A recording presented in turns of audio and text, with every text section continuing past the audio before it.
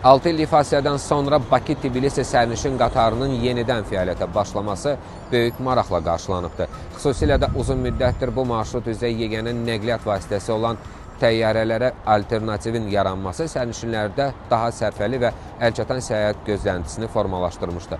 Lakin ilk biletlərin satışa çıxarılmasından sonra qiymətlərlə bağlı yeni detallar da ortaya çıxıbdı. Bir sıra Azərbaycan kütləvi informasiya vasitələri müqayisə apararaq Bakı-Tbilisi marşrutunda qatar yoxsa təyyarə sərfəlidir mövzusunda araşdırma aparıb.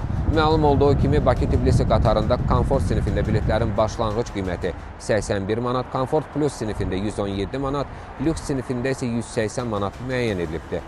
Qatar reyslərinə marağın yüksək olduğu da diqqətə çatdırılır. Qısa müddətdə 1000-dən artıq bilet satılıbdır. Artan tələbatın qarşısını almaq üçün qatarlara əlavə vaqon da qoşulubdur. Lakin biletlərin sürətlə satılması qiymətlərlə bağlı başqa bir məqamı da üzə çıxarıbdır. Məlum olub ki, açıqlanan qiymətlər minimum tariflərdir və səfər tarixi, həftənin günü, yer seçimi kimi amillərdən asılı olaraq dəyişir.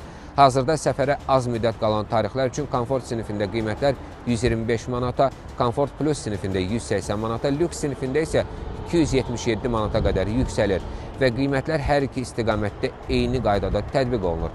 Yerli medianın müqayisəsinə görə hətta bir ay sonraki səfərlər üçün də biletlər ilkin elan olunan qiymətdən daha yüksək satılır. Belə ki, komfort sinifində qiymət 81 manatdan 93 manata, komfort plus sinifində 117 manatdan 135 manata, lüks sinifində isə 180 manatdan 208 manata yüksəlir.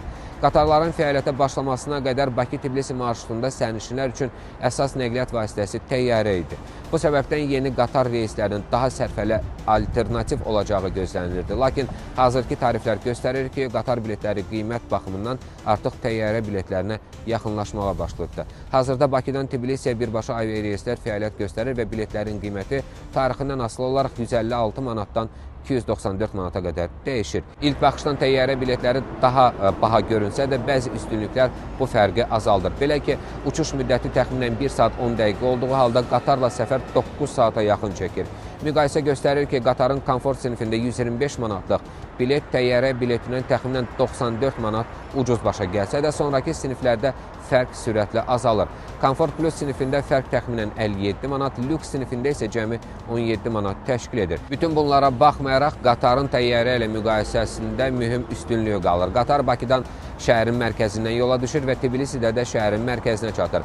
Bu isə sərnişinləri hava limanı və hava limanından şəhərə əlavə nəqliyyat xərclərindən azad edir. Nəticədə seçim yalnız bilet qiymətində deyil, həm də vaxt, rahatlıq və əlavə xərclər kimi amillərdən asılı olacaq. Bu baxımdan Bakı-Tbilisi marşrutunda qatar və ya təyyarə arasında rəqabətin yaxın dövrdə daha da güclənəcəyi gözlənilir.